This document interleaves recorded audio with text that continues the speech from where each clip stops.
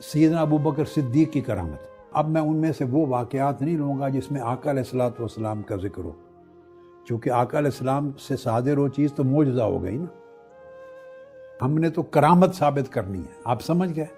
اور صحیح بخاری سے سیدنا صدیق اکبر کے گھر مہمان آئے، کھانا تھوڑا تھا، آپ نے اہلیہ کو کہا کھانا لے آئیں، انہوں نے کھانا شروع کیا اور کھانا بڑھتا گیا۔ آپ نے زوجہ سے کہا یہ کیا ہو رہا ہے کھانے کو دیکھیں، اس نے کہا خدا کی عزت کی قسم پہلے سے 3 گنا بڑھ گیا ہے۔ مہمان کھانا کھا گئے اور کھانا کئی گنا بڑھ گیا، پھر وہ آقا علیہ السلام کی خدمت میں لے کے گئے اور آقا علیہ السلام نے بھی اس میں سے کھایا اور باقی صحابہ کو کھلا دیا۔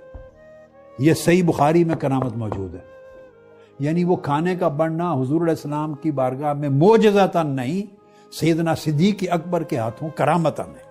یہ حدیث کا نمبر اگر بتا دیں، یہ حوالہ ساتھ۔ بخاری مسلم کی متفق علیہ حدیث ہے، متفق علیہ۔ کوئی بھی اگر دیکھنا چاہے، میں 2 لفظ بول دیتا ہوں، کمپیوٹر میں ڈالے، فَأَكَلَا وَأَكَلُوا فَجَعَلُوا لَا يَرْفَعُونَ لُقْمَةً إِلَّا رَبَا مِنْ أَسْفَلِهَا أَكْثَرُ مِنْهَا۔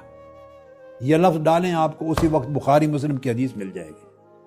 اس کے بعد دوسری حدیث بڑی دلچسپ، اور وہ حدیث جو دے رہا ہوں یہ بھی امام مالک نے روایت کی اور حدیث صحیح ہے۔ سیدنا صدیق اکبر نے ام المومنین عائشہ صدیقہ رضی اللہ تعالیٰ عنہ سے فرمایا کہ یہ میرا مال ہے تو بیٹے شریعت کے مطابق بیٹھ کے تقسیم کرو، تمہارے 2 بھائی ہیں اور 2 بہنیں، ان میں شریعت کے مطابق تقسیم کر دو۔ حضرت عائشہ صدیقہ رضی اللہ تعالیٰ عنہ عرض کرنے لگی ابا جان خدا کی قسم اگر میری 2 بھائی اور 2 بہنیں ہوتی تو میں ایسا کرتی، بہن تو اور ہے ہی کوئی نہیں، بھائی 2 ہیں، میں اکیلی ہوں، دوسری بہن کہاں سے آئی؟ تو آپ نے فرمایا کہ جو تمہاری والدہ کے پیٹ میں ہے وہ بیٹی ہے، جب ان کا تولد ہوا تو ان کا نام ام کلثوم رکھا۔ یہ صحیح بخاری، طحاوی، بہقی میں حدیث ہے صحیح۔ اب اسی طرح خبیب بن عدی ایک صحابی الانصاری رضی اللہ، ان کی کرامت، جن کو مکہ میں اسیر قیدی بنایا تھا اور لوہے کی زنجیروں میں جکڑا ہوا تھا، اور یہ کرامت بھی آپ کی صحیح بخاری سے کوٹ کر رہا ہوں، کئی کتب حدیث میں ہے مگر ابھی میں صحیح بخاری پہ چل رہا ہوں تاکہ مجال انکار نہ رہے۔ جب وہ خبیب بن عدی الانصاری اسیر تھے مشرکین کے ہاں تو وہ ان کو زنجیروں میں بند کمرے میں باندھا ہوا تھا، بغیر موسم کے انگوروں کے گچھے ان کے پاس آتے تھے اور وہ کھاتے تھے۔ یہ صحیح بخاری کے اندر ہے، صحیح بخاری میں ہے، جس کو چاہیے چیک کرنا وہ کھولے۔ وَكَانَ يُؤْتَى بِعِنَبٍ يَأْكُلُهُ وَلَيْسَ بِمَكَّةَ عِنَبَةٌ، ان لفظوں کو نکالے، آپ ابھی کمپیوٹر میں نکالیں، آپ کو صحیح بخاری کی حدیث مل جائے۔ اور اس کو علامہ ابن تیمیہ نے بیان کیا کہ اس حدیث سے اولیاء کی کرامات ثابت ہوتی ہیں، علامہ ابن تیمیہ نے اپنے مجموع الفتاوی میں۔ اچھا، اسی طرح حدیث پاک میں ہے صحیح مسلم کے اندر، ایک شخص کہتے ہیں کہ میں نے آسمان میں بادل آئے ہوئے تھے تو میں نے بادلوں میں آواز سنی، وہ کہہ رہا بادلوں کے اندر سے آواز آ رہی ہے کہ فلاں کے باغ پہ جا کے برسو، فلاں کے باغ پہ جا کے برسو، فلاں کے باغ پہ جا کے برسو۔ وہ ادھر گیا بندہ، بادل ادھر چل پڑے اور اس کے باغ پہ برسنے لگے، بارش ہوئی۔ اس نے پوچھا تم کون سا عمل کرتے ہو کہ میں نے بادلوں سے آواز سنی ہے اور وہ چل کے تمہارے باغ پہ آ کے برسے؟ انہوں نے کہا 3 حصے کرتا ہوں پیداوار کے، ایک اپنے اور خاندان کے لیے، ایک دوبارہ اسی باغ پہ لگاتا ہوں، اور ایک حصہ مساکین غریبوں پر اور مسافروں پہ تقسیم کرتا ہوں، خیرات کرتا ہوں۔ اس عمل سے اللہ نے کرامت عطا کر دی، بادل بول رہے ہیں، آواز آ رہی، اس پہ جا کے برستے۔ انہی کو کرامات کہتے ہیں نا، خوارق کے عادات۔ تو کوئی کہے کہ گھڑی گئی ہے، میں صحیح بخاری دے رہا ہوں آپ کو، صحیح مسلم دے رہا ہوں آپ کو، متفق علیہ۔ پھر آگے آ جائیے، امام احمد بن حنبل نے فضائل میں بیان کیا مشہور قصہ، سیدنا فاروق اعظم رضی اللہ تعالیٰ عنہ لشکر بھیجا تھا عراق نہامد میں، دشمن پیچھے سے حملہ کرنے لگے تھے، آپ نے ممبر پر، مسجد نبی کے ممبر پہ فرمایا یا ساریۃ الجبل، یا ساریۃ الجبل۔ ہے ساریہ وہ کمانڈر ان چیف تھا، کمانڈر تھا فوج کا، پہاڑ کی آڑ لے۔ تو آپ کی آواز مدینہ سے عراق میں نہامد پہنچی، لشکر نے سنی تو وہ بچ گئے، انہوں نے پہاڑ کی آڑ میں پناہ لی، واپس آئے تو بتایا اے امیر المومنین آپ کی آواز نہامد میں آئی تھی۔ یہ کرامت ہے کتب حدیث میں، امام احمد بن حنبل نے بیان کی۔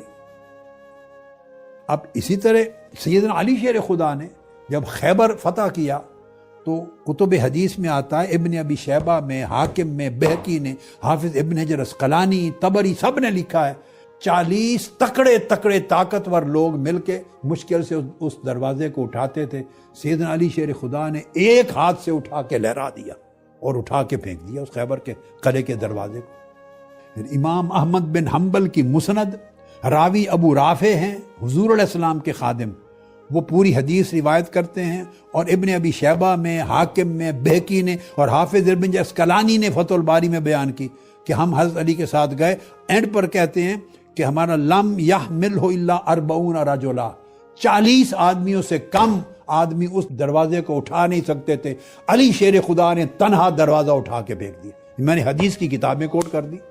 ایک اور بڑی عجیب آپ کو حدیث سناتا ہوں آج، اور وہ یہ کہ حضرت عمران بن حسین ایک صحابی ہیں آقا علیہ الصلوۃ والسلام کے، صحابی جلیل القدر، صحیح مسلم میں بھی حدیث آئی ہے، علامہ ابن تیمیہ نے مجموع الفتاوی میں بھی اس کو نقل کیا، ابن حجر اسقلانی نے فتح الباری میں بیان کیا، امام سیوطی نے الحاوی للفتاوی میں بیان کیا، امام نووی نے بیان کیا، امام قرطبی نے طبقات ابن سعد میں، بے شمار کتب میں، اور اصلاً حدیث صحیح مسلم کی حدیث ہے صحیح۔ میں مجموعی تمام کتب کا مضمون جوڑ کے بیان کر رہا ہوں کہ ملائکہ ان کے گھر پہ اترتے تھے، صبح و شام انہیں سلام کرتے تھے اور ان سے مصافحہ کرتے تھے، اور تابعین نے دیکھا صبح و شام دروازے پر ملائکہ کا سلام سنا کرتے تھے۔ یہ صحیح مسلم میں ہے، انہ کان یسمع کلام الملائکہ وکان یسلم علیہ، ان کے اوپر وہ خود کہتے مجھ پر فرشتے سلام کرتے رہے۔ اور ایک کتاب میں آگے آیا ہے، یحییٰ بن سعید القطان امام ہیں حدیث کے اور علم حدیث، کہتے ہیں بصرہ میں ہم رہے 30 سال تک، ہم اپنے کانوں سے سنتے رہے، نظر کوئی نہیں آتا تھا، حضرت عمران بن حسین کے دروازے پر ملائکہ سلام کرتے تھے صبح بھی اور شام بھی۔ اس کو امام ابو نعیم نے بیان کیا، امام ترمذی نے بیان کیا، امام سیوطی نے، امام بہقی نے دلائل النبوت میں، وہ کہتے ہم سلام سنتے تھے ملائکہ کا۔ پھر آگے چلیے، حضرت علا بن الحضرمی ایک حضور کے صحابی ہیں، حضرت علا بن الحضرمی رضی اللہ تعالیٰ عنہ، ان کو آقا علیہ السلام نے بحرین پر گورنر مقرر کیا، سیدنا صدیق اکبر نے اور سیدنا فاروق اعظم نے بھی مقرر کیا۔ اب میں جو ان کی کرامت کوٹ کر رہا ہوں، ان کی کرامت حافظ ابن کثیر نے بیان کی جو علامہ ابن تیمیہ کے شاگرد ہیں، شمائل الرسول میں حافظ ابن کثیر نے بیان کی، اور امام بہقی نے دلائل نبوت میں۔ اور وہ کیا ہے، جب جہاد پر جاتے راستے میں سمندر آ جاتا اور کراس کرنے کی جگہ نہ ہوتی تو اللہ کا نام پڑھ کر پورے لشکر کو سمندر میں ڈال دیتے، اور سمندر پر اس طرح چلتا تھا پورا لشکر جیسے زمین پر چل رہا ہے، کبھی ڈوبے نہیں تھے۔ یہ ان کی معروف کرامات میں سے ہے۔ آپ جو کتاب اٹھائیں تراجم رجال کی اور تاریخ حدیث کی اور سیر اور تراجم کی، احوال کی، جو کتاب اٹھائیں بلا اختلاف آپ کو یہ کرامت ملے گی کہ وہ سمندروں پر لشکر لے کر سمندر کے پانی پہ چلتے تھے۔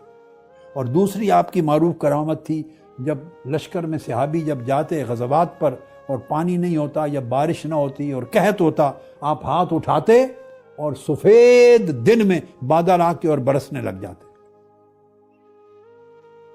یہ آپ کی کرامتیں ہیں، اور یہ تو میں نے صحابہ کرام کی کوٹ کی ہیں، صحابہ کرام کی۔ اب اس سے بڑی عجب بات کوٹ کرتا ہوں، اس سے بھی بڑی عجب، امام بخاری کو کوٹ کر رہا ہوں۔ امام بخاری نے اپنی التاریخ الکبیر میں بیان کیا، آقا علیہ السلام کے صحابی ہیں زید بن خارجہ الخزرجی انصاری، ان کی وفات سیدنا عثمان غنی رضی اللہ تعالیٰ عنہ کے زمانے میں ہوئی، بدری صحابہ میں سے ہے۔ سیدنا عثمان غنی کے زمانے میں وفات ہوئی۔ اب کس کو کوٹ کر رہا ہوں؟ امام بخاری، ان کے حالات لکھ رہے ہیں امام بخاری التاریخ الکبیر میں۔ وہ لکھتے ہیں کہ یہ وہ صحابی ہیں وفات پانے کے بعد انہوں نے کلام کیا تھا، سبحان اللہ، وفات پانے کے بعد کلام کیا تھا۔ اور امام بہقی بیان کرتے ہیں وفات کے بعد کلام کرنے کی جو احادیث ہیں وہ اتنی احادیث صحیحہ سے روایت ہے کہ کوئی انکار نہیں کر سکتا۔ اب آگے چلیے، امام بہقی سے ہی میں روایت کر رہا ہوں، حضرت انس بن مالک رضی اللہ تعالیٰ عنہ روایت کرتے ہیں، اور اسے حافظ ابن کثیر نے شمائل الرسول میں بھی بیان کیا ہے، اور امام بہقی نے ان کو بیان کیا ہے دلائل میں۔ وہ فرماتے ہیں کہ اصحاب صفہ میں ہم بیٹھے تھے، حضرت انس فرماتے ہیں ایک خاتون مکہ سے ہجرت کر کے آئی تھی آقا علیہ السلام کی بارگاہ میں، ان کا بیٹا وبا تھی، بیمار ہو گیا، کئی دن بخار رہا، اس کی ڈیتھ ہو گئی۔ جب وفات ہو گئی تو حضور علیہ الصلوۃ والسلام نے اپنے دست مبارک سے اس کی آنکھیں بند کی، اس پر کپڑا ڈال دیا اور فرمایا اس کو غسل دو اور تجہیز و تکفین کرو، غسل دو اور دفن کرو۔ اور جب ہم غسل دے کے دفن کرنے لگے تو آقا علیہ السلام نے فرمایا بھی نہیں، پہلے اس کی والدہ کو خبر دو جس کے ساتھ آیا جوان بیٹا، اس کو بلاؤ کہ تمہارا بیٹا فوت ہو گیا، پھر تدفین کی بات کرنا۔ حضرت انس بن مالک فرماتے ہم نے اس کی والدہ کو اطلاع کی، وہ آئی، وہ رونے لگ گئی اور رو کے کہنے کی باری تعالیٰ میں تیری بارگاہ میں آئی تھی، تیرے نبی کی طرف ہجرت کر کے آئی تھی، میں مشرکوں کو چھوڑ کے آئی تھی، اگر اس حالت میں میرا بیٹا مر گیا تو بتوں کی پوجا کرنے والے مجھ پر، تجھ پر اور تیرے نبی پر تانا دیں گے اور زبان تان دراز کریں گے، مجھے ایسی مصیبت میں نہ ڈال۔ حضرت انس بن مالک کہتے ہیں اس خاتون کے یہ الفاظ ابھی ختم نہیں ہوئے تھے، اس جوان نے اپنے پاؤں ہلائے اور کپڑا منہ سے ہٹا دیا اور زندہ ہو کے بیٹھ گیا۔ سبحان اللہ، ماشاء اللہ۔ لوگوں نے کتابیں پڑھنی چھوڑ دی ہیں، صرف کمپیوٹر سے غرض ہے، سوشل میڈیا سے غرض ہے، تقریریں ہیں، واعظ ہیں، رتب و یابس ہے، نہ علم ہے، نہ تحقیق ہے، نہ کتابوں کے ذخیروں میں کھنگالنا ہے، نہ زندگی لگانی ہے، نہ علم کے سمندر میں غوطہ زنی کرنی ہے۔ بات کرنا آسان ہے، گپ لگائی، گمراہ کیا، شک ڈالا، یہ علم نہیں ہے۔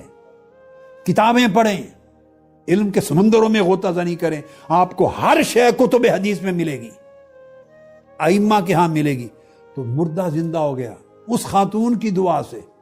اب بولیے جو کہتے ہیں مردہ زندہ ہونے کی کرامت نہیں مانتے، یہ بھئی صوفیاء نے تو نہیں بنائی ہے، یہ تو کتب حدیث کی کرامت ہے۔